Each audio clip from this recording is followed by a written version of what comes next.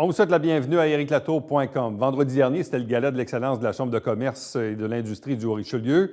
Et il y a eu le dévoilement de la personnalité d'affaires. Cette année, c'est une femme. C'est la présidente du Conseil économique du Haut-Richelieu depuis quelques années déjà. Et puis, elle a redressé cette entreprise il y a quelques années qui a connu de sérieuses difficultés, entreprise familiale, Cambly. Et donc, j'ai l'honneur de vous présenter notre invitée, Véronique Touga.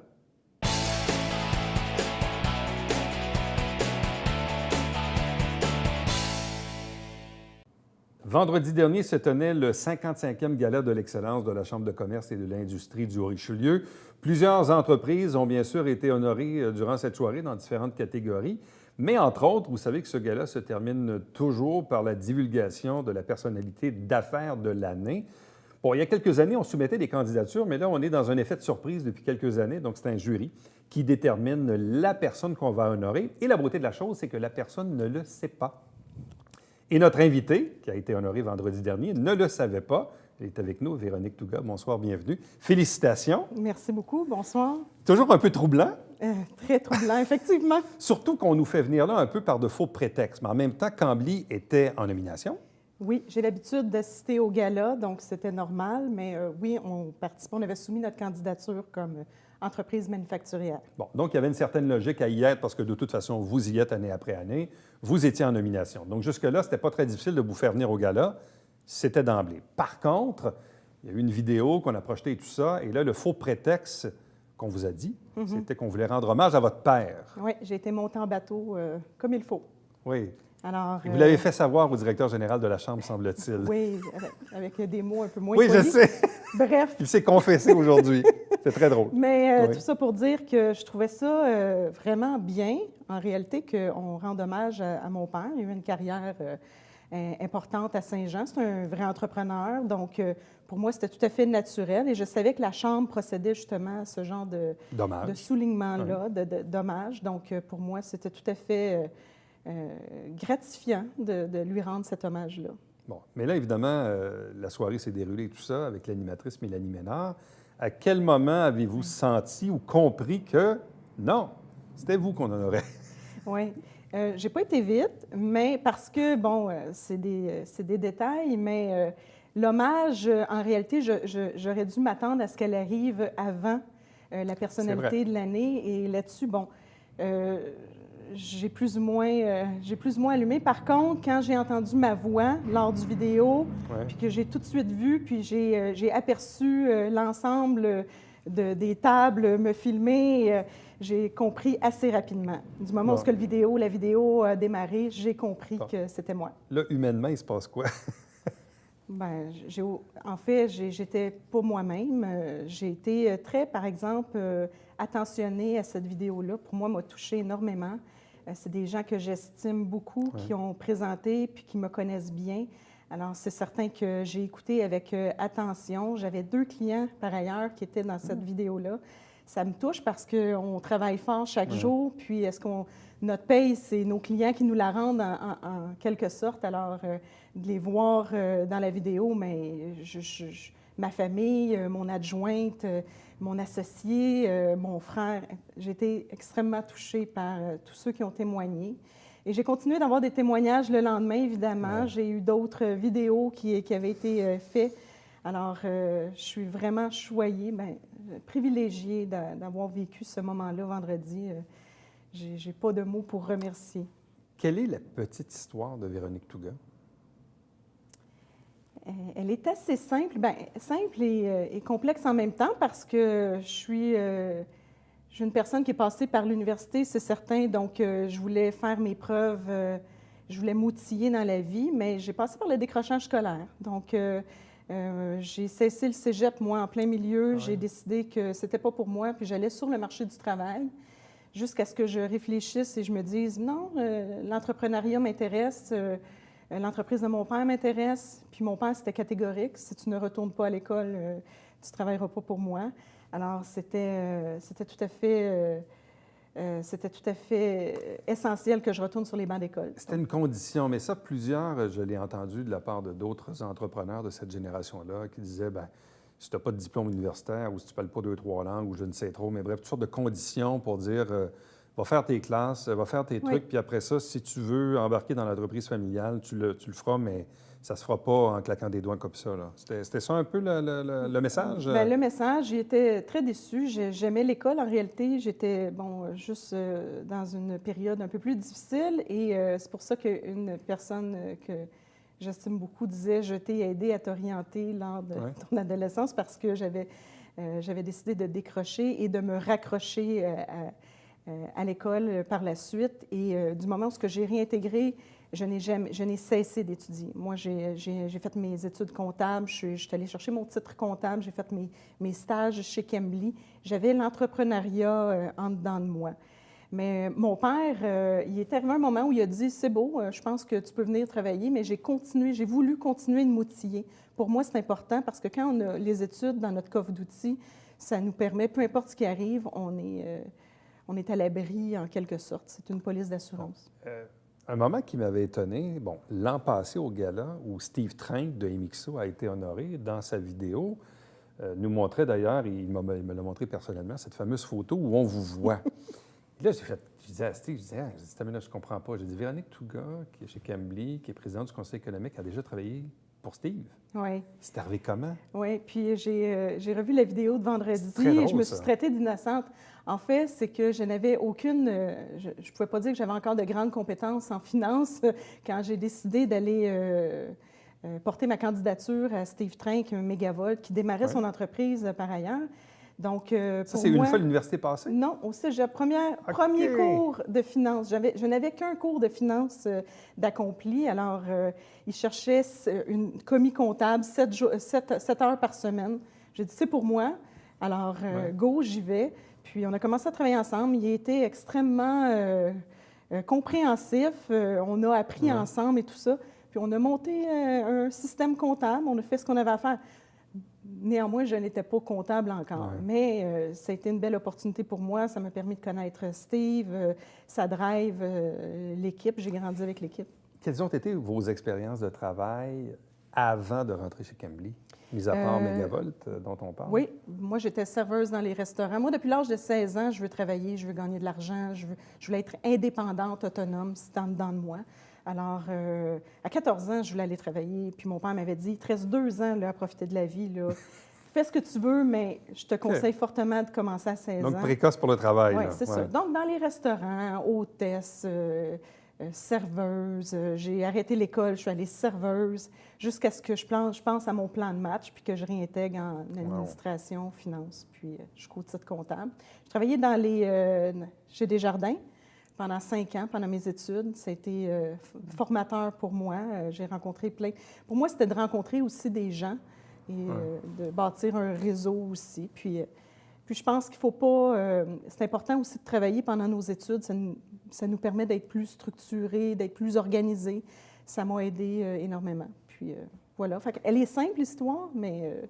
Et à quel moment avez-vous fait votre réelle entrée chez Cambly dans l'entreprise familiale? Alors, quand j'ai voulu avoir mon titre comptable, j'étais CMA. À l'époque, on n'était pas tous des CPA. Il y avait des CA et des CMA. J'avais beaucoup de discussions stratégiques avec mon père dans l'entreprise, à propos de l'entreprise, donc les stratégies, où ça s'en va. On était 2 entrepreneurs qui jasaient souvent ensemble. Et à un moment donné, j'ai voulu m'en aller CA. Il m'a dit: tu pourrais faire tes stages ici si tu le souhaitais. Donc, un jour, tu pourrais reprendre l'entreprise. J'ai dit: d'accord. Alors, je vais faire mes stages chez Cambly. Donc, j'ai choisi la profession de CMA. Puis, j'ai commencé l'été. Puis, ensuite de ça, commis comptable. On est en quelle année? 2001. 2001. Bon. Parlons de Cambly, parce que là, évidemment, on en parle depuis quelques occasions. Parlez-nous de votre père, parlez-nous de Cambly, parlez-nous de la fondation de cette entreprise-là. Oui.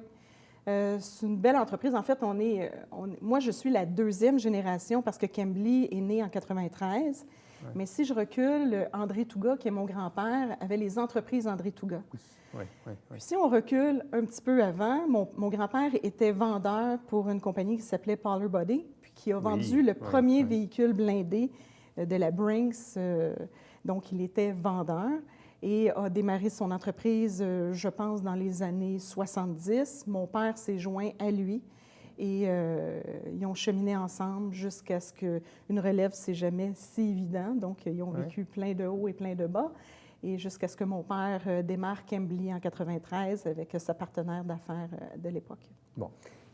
En 93, Cambly, ça ressemble à quoi? Ça ressemble à une première entrevue dans un salon pour embaucher 3 employés. Donc, mon père qui décide, qui se met les mains à la pâte, là, parce qu'il n'a pas le choix. Il loue le H4 à l'aéroport de Saint-Jean. Et donc, commence à discuter avec les clients de l'époque, avec Brinks, et obtient son premier contrat. Alors, bien heureux, sa business était lancée. Alors, tranquillement, ils ont monté, ils ont parti Cambly de zéro. Donc, ils connaissaient bien le domaine, connaissaient bien la clientèle, mais une entreprise, on sait ce que c'est démarrer ça. Donc, ça prend des ressources financières, ça prend des gens qui croient en nous. Alors, lui est passé à travers tout ça. C'est grandiose. Quand j'ai repris la business, moi... Bien, ça, c'est mon autre question. Autrement dit, là, on parle de 93, la fondation de l'entreprise. Au moment où vous y êtes entré, en 2001, ça ressemblait à quoi? On devait être 175 employés. Comment on explique qu'on puisse monter une entreprise de 0 à 100 quelques employés en l'espace de 7-8 ans? Oui. Bien, ça prend évidemment plein d'attributs, mais mon père est une personne qui aime prendre les risques quand même. Donc, il se lançait. Il a su s'entourer aussi de gens qui lui permettraient d'accomplir puis de grandir. Il est allé chercher les bonnes personnes. Je fais référence, entre autres, à mon associé, Martin Cousineau. Oui. Ça fait 20 ans que Martin s'est joint à mon père. Bien, ils ont développé des produits ensemble qui nous ont vraiment permis de croître. Juste avant mon arrivée avec Securicar, qui était le client de l'époque. Et donc, c'était des véhicules technologiques qui ont été développés. Donc, c'est les idées de Claude et Martin qui faisaient en sorte. Donc, mon père était un homme qui aimait s'entourer des gens pour atteindre son but. Alors, je pense que c'est un peu de risque puis de savoir s'entourer, essentiellement. C'est ce qui a fait que c'était un bon entrepreneur. Bon. Tantôt, vous avez fait référence un peu à votre grand-père et à ce premier véhicule en question. Bon, Cambly, on ne l'a pas dit d'entrée de jeu, mais bon, entreprise qui est sur la rue Saint-Louis, où on voit beaucoup de véhicules de type Brinks, donc de transport de valeur, des véhicules sécuritaires et tout ça. Donc, qu'est-ce qui fait qu'on décide de se spécialiser dans un domaine qui est quand même assez niché? Merci, là. Tout à fait. Bien, ça serait une bonne question à poser. Peut-être que mon père pourrait répondre à ça. Mais j'aurais tendance à dire que ça vient du grand-père qui a amené le premier véhicule et tout ça, qui a transmis ses connaissances à mon père. Donc, par la suite, mon père, c'est un homme de produit. Contrairement au grand-père qui était plus vendeur, mon père, lui, a consacré sa carrière à améliorer le produit, à comprendre son produit. Donc, dans le transport de fonds, on est resté dans cette niche-là. Parce qu'en même temps, ce genre de véhicule-là existe dans le monde depuis des décennies, là. Oui. Je veux dire, dans les années 70-80, il y en avait de ce genre de véhicules-là. Qu'est-ce qui fait qu'une compagnie québécoise a pu prendre, dans le fond, des parts de marché dans ce domaine-là? Est-ce que le produit était différent, meilleur, spécialisé? En quoi le produit de ce genre de véhicule-là, de 93 à 2001, là, pour parler de cette portion-là, du démarrage de l'entreprise, comment on a réussi à aller chercher des parts de marché dans une industrie qui existait déjà, il me semble? Oui, bien, comme je vous dis, j'aimerais parler avec le grand-père ou avec mon père de cette question-là, lui poser la question parce que je ne lui ai jamais posé. C'est une excellente question, mais probablement qu'il est arrivé une opportunité. Donc, moi, c'est mon feeling. Il est arrivé une opportunité, puis c'est sûr qu'un client satisfait, ça part d'un client satisfait. Un client satisfait chez vous, ça veut dire quoi? Ça veut dire que le camion, il fait le boulot, je ne sais pas. Oui, bien, un camion, ça transporte... Nous, on dit qu'on vend je vais utiliser un anglicisme, mais un payload, donc une charge utile. Alors, plus le véhicule Cambly transporte d'argent, donc plus c'est rentable pour mon client. Donc, c'est une question de performance du produit. Alors, j'aime dire que, et c'est la vérité, on offre plus de payload que la compétition qui est américaine. Alors, on a toujours travaillé ça, on n'a jamais dévoilé nos recettes balistiques, on a toujours été très secret là-dessus. Mais c'est complexe, un véhicule blindé. Il faut comprendre les opérations de notre client. Puis, on s'est mis à intégrer aussi beaucoup de technologies. Je parlais de 2001 avec Securicor, mais Martin et Claude, Martin, mon associé, ils ont pensé un véhicule qui se gardait tout seul dans la rue. Donc, le véhicule pouvait avoir des millions de dollars, avoir aucun occupant. Donc, il était sécurisé par la technologie. On ne s'est jamais voler un véhicule de ce type-là. Bon, on parlait tantôt de la première tranche de 93 à 2001. Vous arrivez en 2001. Vous avez quoi, 25 ans à l'époque? Oui, 24, 25 ans, oui. Bon. Et de 2001 à aujourd'hui, l'entreprise, elle s'est développée comment au fil de ces 15-20 dernières années, si on veut? Là? Oui, avec des commandes de plus en plus importantes dans le véhicule blindé, transport de fonds. Donc, c'était et c'est encore mon marché principal. Donc, c'est notre capacité aussi à s'adapter à la réalité. On sait très bien que l'argent va décroître et tout ça. Donc, mes clients ont certains challenges. Donc, nous, on a toujours été très, très près de nos clients à essayer de comprendre qu'est-ce que ça leur prenait pour être plus performants. Alors, on a adapté nos produits. On a toujours été très innovateurs dans notre offre de produits. Ce qui fait que si mon client avait une idée, puis là, nous, on aimerait développer sur tel châssis parce qu'il offre plus de performance, bien, c'est certain que Cambly est au rendez-vous. Il se fiait sur nous. Puis ce qui a fait, c'est qu'on a été en très, très bonne position. Puis tranquillement, on gagnait des parts de marché aux États-Unis. Puis on a maintenant plus de 50 du marché américain. 50 dans le transport de fonds. Il faut dire que c'est un petit marché, le véhicule blindé, le transport de fonds. Mais quand même, sur l'ensemble du territoire, c'est beaucoup, là. Tout à Donc, fait. ça fait une production de véhicules annuellement qui est quand même assez importante. Environ, pas tant que ça, environ 400 véhicules par année, mais tu sais, ça dépend, c'est très variable. 400 véhicules par année correspond à 50 des parts de marché en Amérique du Nord? Oui, de ce qui est renouvelé là, chez nos clients annuellement, mais c'est insuffisant même. Ah oui? Mais bon, on doit... Et là, vous roulez maintenant avec combien d'employés aujourd'hui, en 2019? Environ, ça varie, entre 230 et 275 employés, donc c'est variable. Nous, on produit sur commande, donc on doit s'adapter. Bon. Quand on parle de clients, c'est 3, 4, 5 clients, 10 clients? C'est très peu de clients. En fait, si on calcule Brinks Canada, Brinks US, si on dit que c'est 1 ou 2 clients, Garda Canada, Garda US, c'est 1 ou 2 clients. 4. Ça, c'est le transport de fonds. On a des petits clients dans le transport de fonds, mais c'est majoritairement Brinks et Garda. Ensuite, on a le véhicule tactique, donc bien fier parce que ça fait quelques années qu'on développe et on commence à vendre beaucoup au Canada, un peu de véhicules en Afrique et tout ça. Puis on a d'autres visées au niveau des marchés là, pour notre véhicule tactique qui est un véhicule... qui est un outil de travail pour les policiers exceptionnel. Bon, d'ailleurs, vous avez eu une couverture de presse concernant le fameux véhicule de la Sûreté du Québec. Oui. Là. Il y avait une certaine couverture dans les médias nationaux. Donc ça, c'est un exemple. Quand vous parlez de véhicule tactique, c'est un peu ça, là. Tout à fait. Ce qui s'adresse aux policiers. Un véhicule transport de fonds va transporter de l'argent, va travailler fort. Ce véhicule-là va travailler 23 heures sur 24. Bon, j'exagère, 20 heures sur 24. Il doit être durable, il doit avoir un payload excellent parce qu'on transporte de l'argent. Un véhicule policier, c'est les équipements, c'est la rapidité du véhicule, c'est l'intervention tactique. On s'en va dans des situations dangereuses. Mais vous avez dit tantôt, on s'en va dans un monde où les transactions se font beaucoup électroniquement. Oui. Donc, est-ce qu'on sait si dans un avenir rapproché, il va y avoir moins de liquidité, moins d'argent physique à transporter? Effectivement, il va y avoir moins d'argent. Par contre, il y a de plus en plus de colis. Donc, on transporte de plus en plus de biens de valeur. Oui. Alors, pour nous, notre marché de diversification est sans aucun doute le transport de colis. Alors, et qui, ultimement, va demander un peu de sécurité. On va trouver plein de synergies avec notre domaine actuel, mais c'est dans l'aptitude à s'adapter. Mais l'entreprise aussi s'est diversifiée dans d'autres secteurs. C'est vraiment le véhicule tactique, le véhicule aussi de breuvage. Donc, nous, on fabrique les remorques SI.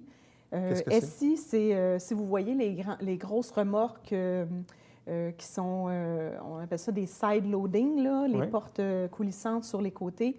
Alors, vous voyez les gros véhicules de bière ou de boissons gazeuses. Vous faites ça aussi? On fait ça aussi. Puis ça, c'est une entreprise de Granby qui allait fermer ses portes en 2013. Et nous, on avait de la capacité de production, on a rapatrié des employés et le produit dans nos installations. Bon.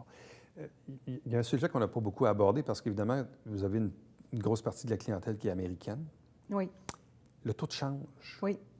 Les nouveaux tarifs douaniers là, imposés par le nouveau gouvernement depuis quelques années aux États-Unis, en quoi ça vient vous impacter, vous, comme entreprise canadienne? Bien, en ce moment, le taux de change est très favorable Oui. à notre situation. D'ailleurs, aussitôt qu'on a des contrats américains, nous, on a un avantage là, sur les Américains, c'est clair.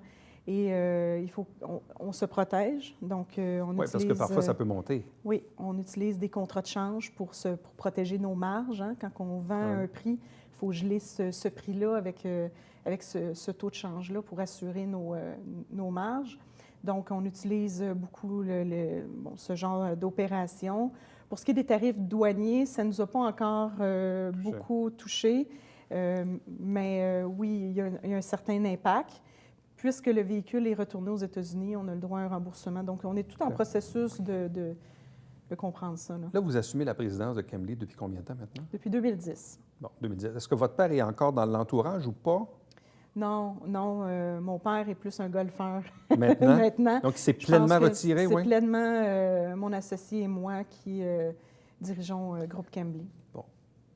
Quelle est la part de succès de Chemly qui revient à Véronique Touga? Je comprends que c'est un succès d'équipe et tout ça, là, mais quand même, quand on se dit, quelle est l'influence que moi j'ai eue sur mon entreprise? Oui. Alors, moi, en 2013-2014, j'ai vécu une crise financière. Puis, sincèrement, ça a été la meilleure formation à titre de présidente. L'entreprise, on risquait de fermer. On était aux comptes spéciaux de la banque. C'est pas compliqué. Nos 2 clients ont cessé d'acheter pendant 18 mois environ. Ouais. Alors, ça a créé une pression sur notre cash flow. Et donc, je me suis dit, soit je me laisse abattre ou je me retrousse les manches et je fais ce qu'il faut pour sauver cette entreprise-là. Et donc, l'entreprise, je me suis dit, tant qu'à faire un redressement, on va la redresser comme il faut, puis on va améliorer sa santé financière, ses marges et tout ça. Donc, on a travaillé, on a soulevé toutes les roches. Je me suis entourée. Moi, le père était comme ça, je suis comme ça, je m'entoure, je veux ce qu'il y a de meilleur, je veux les idées de tout le monde, le jus de cerveau de tout le monde. Et on a fait ce qu'il fallait. On a cessé des départements, malheureusement. On a gelé des salaires, malheureusement. Nos employés, grâce à eux, grâce à nos fournisseurs qui ont accepté des termes de paiement, on a cessé, je l'ai dit, on a fermé des départements et des lignes de produits aussi. On a négocié. Puis il y a toujours du positif dans ces épreuves-là. Hein? Puis une situation positive était que j'ai dû moi-même rencontrer des fournisseurs de Chemly pour leur dire « Faites-moi confiance, je vais vous payer. Voici ce qu'il y en est. » Puis ces gens-là disaient « Moi, je connaissais ton grand-père, fait que je te fais confiance. » Puis ils se sont mis à me raconter l'histoire. Fait que c'était très formateur. Puis au niveau du leadership, on ne se le cachera pas. C'est comme ça qu'on assoit notre leadership. C'est quand on porte action. Et ça a des résultats. Ça a très bien fonctionné. Donc, après 1 an, on est sorti des comptes spéciaux. On n'avait jamais été aussi rentable que ça. On a été très fiers de le dire parce que nos employés ont cru en nous, nos fournisseurs ont cru en nous, ceux qui n'ont pas cru en nous nous ont quittés. Puis, ça a fonctionné. On dit souvent que, le travail, c'est bien beau, mais il y a la vie, il y a la santé, il y a les activités, bref.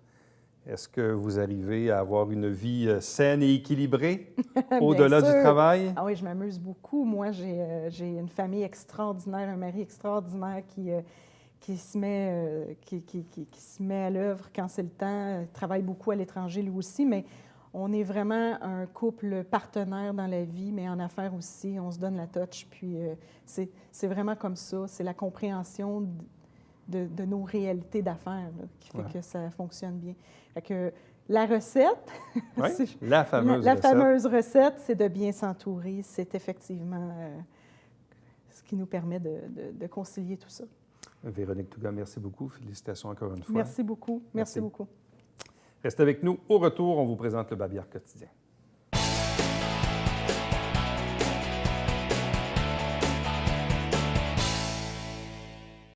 Mesdames et messieurs, bonjour et bienvenue à la Justice entre nous. Mon nom est Serge.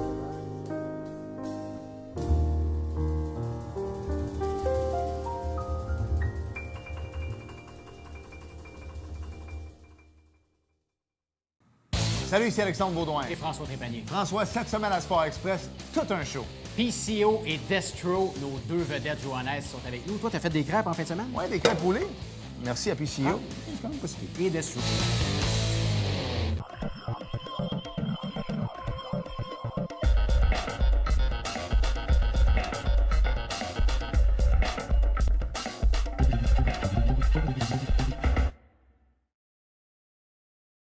Mesdames et messieurs, bon matin et bienvenue à votre télébingo sur les ondes de télévision du Haut-Richelieu. Vous aimeriez jouer au bingo dans le confort de votre foyer?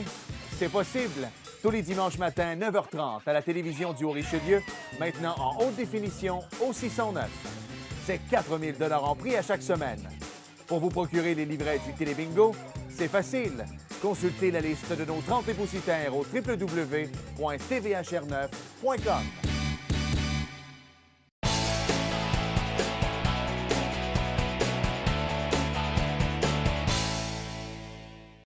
Vous connaissez nos centres de prélèvement ici au CLSC de la Vallée-des-Forts ou à Richelieu. Bien, dorénavant, vous pouvez prendre vos rendez-vous en ligne plutôt que d'aller faire la file d'attente et tout ça. Donc, allez sur le site, le lien Internet qu'on vous a mis à l'écran, où vous allez d'ailleurs probablement pouvoir le trouver aussi dans vos champs de recherche.